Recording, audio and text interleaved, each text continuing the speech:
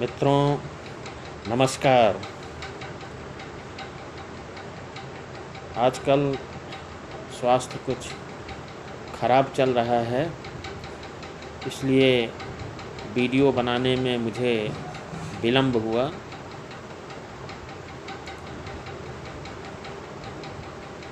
आज के वीडियो का विषय है भारत विकसित या अविकसित, फैसला आपका। क्या भारत विकसित हो गया है? क्या हमारी इकानमी दुनिया में तीसरे चौथे नंबर की इकानमी बन गई है?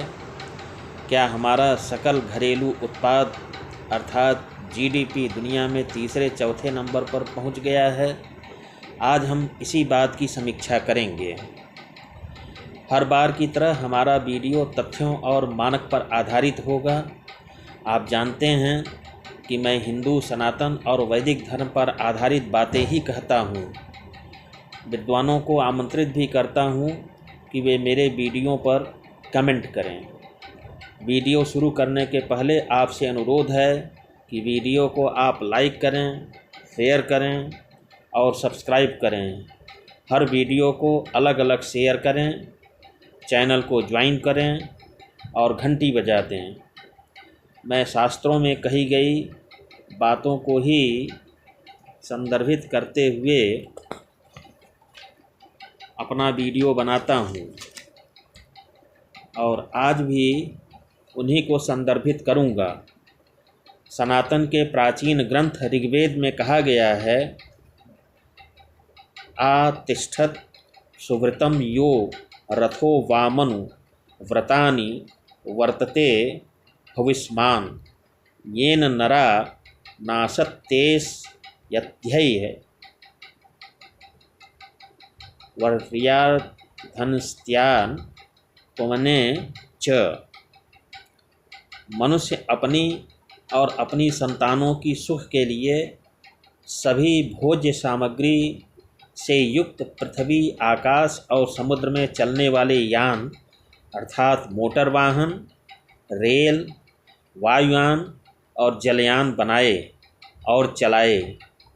आगे कहा गया है, माँ वाम वृको माँ वृक्रिया दर्धिन्स्मा परिवर्तमुत मति धक्तम अयम वाम भागो निहित इयम गिरदस्त्रा विमे वाम निधयो मधुनाम।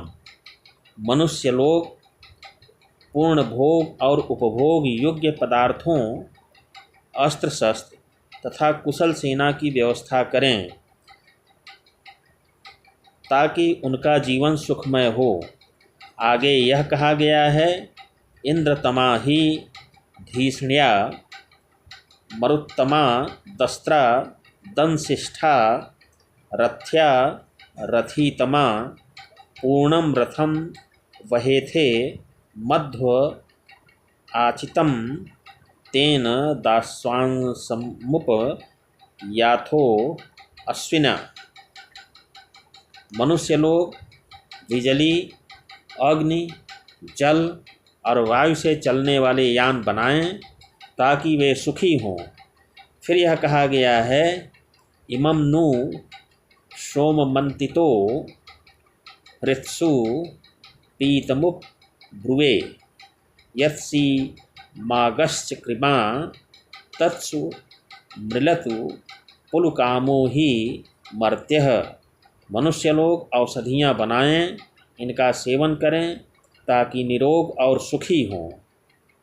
आगे कहा गया है, अगस्त्यः खनमानः खनित्रयः प्रजापत्यं बलमिक्षमानः उभौ वर्णावृषि रुग्र पुपोषु सत्या देवेश्वाशिषो जगाम। खेतों में उत्तम बीजों को बोकर अच्छी फसल और फल पैदा करें ताकि मनुष्य लोगों को सुख मिले।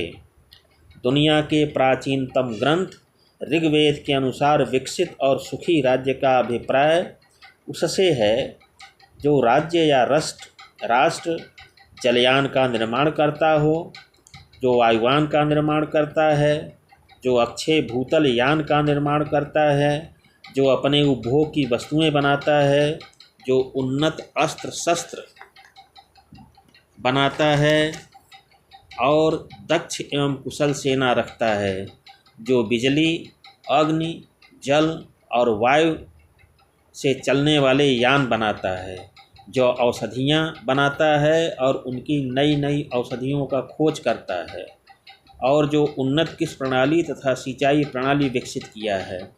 विकास और सुख का मानक ऋग्वेद के अनुसार यही है। ऋग्वेद काल के 5-10 हज़ार साल बाद हमारा देश कहाँ खड़े हैं, इसका अनुमान आप सहज कर सकते हैं। ऋग्वेद के प्रत्येक सूक्त में मनुष्य के विकास और सुखमय जीवन का आधार बताया गया है। एक सूक्त में यह कहा गया है, स नः पितेव सून वेग्ने सुपायनो भव सचस्वा नः स्वस्तये। मनुष्य लोग अच्छी और उत्तम शिक्षा, शुभ गुण और शुभ कर्मों से युक्त हों। हम लोग तथा हमारा देश शिक्षा के क्षेत्र में कहाँ खड़े हैं, यह आकलन करना मैं आपके ऊपर छोड़ता हूँ। इसी तरह ऋग्वेद में शिक्षा और पठन पाठन के लिए कुछ बातें और कही गई हैं। ओमा सश्चर्ष धृतो विश्वे देवास आगत तास्वांसो द्वासुष सुक्तम। आगे और कहा गया है, विश्वे देवासो अस्त्रिध एहिमायासो अद्रुह मेधम जुष्वंत वहनयः। इन सूक्तों में शिक्षा और विद्या को देश व समाज में प्रचारित करने की बात कही गई है। ऋग्वेद विज्ञान तकनीकी के अध्ययन की बात भी कही गई है। शिल्प विद्या को प्रोत्साहन दिया गया है। अश्विना यज्वरीरिषो द्रवत्पाणी शुभस्पति पुरभुजा चनयस्तम। शिल्प विद्या अर्थात तकनीकी शिक्षा के प्रयोग के लिए प्रयोगशाला अर्थात लैब भी स्थापित करने की बात कही गई है। अश्विना पुरुदंससा नरा सबीरथा धिया धीष्ण्या वनतम गिरह। भारत में चाहे जिसकी भी सरकार बने, ऋग्वेद में वर्णित विकास तथा सुख का जो मानक बताया गया है उसको वह पूरा करे। क्या भारत में वायुयान बनाना चाहिए या नहीं? क्या भारत यहाँ जलयान बनाना चाहिए या नहीं? इसी तरह क्या हमारे यहाँ अस्त्र शस्त्र और आयुध बनाया जाना चाहिए या नहीं?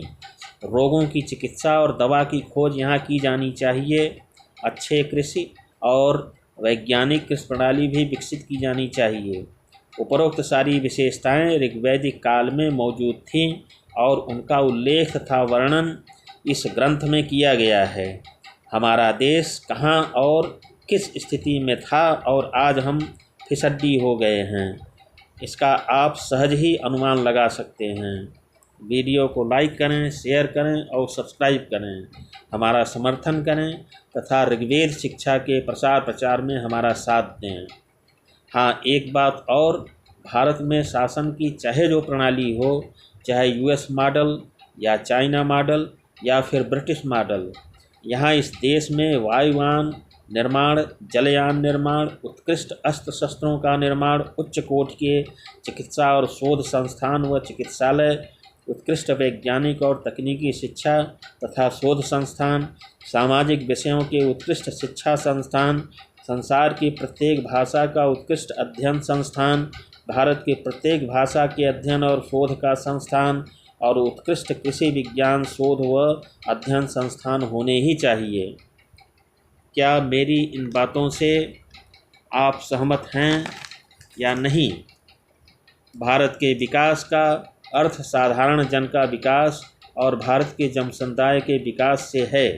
शासन की प्रणाली पर हमें व्यर्थ ही डिबेट न करें, अपितु वित्या विनीतो राजा ही प्रजानां विनय रतः अन्यायाम पृथ्वीं भुंक्ते सर्वभूत हिते रता। उक्त सूक्त में शासन और शासक का कर्तव्य बताया गया है। राजा प्रजा को शिक्षा दिलाए, उसका कल्याण कराए, पृथ्वी पर अर्थात देश में अच्छा शासन व्यवस्था स्थापित करे।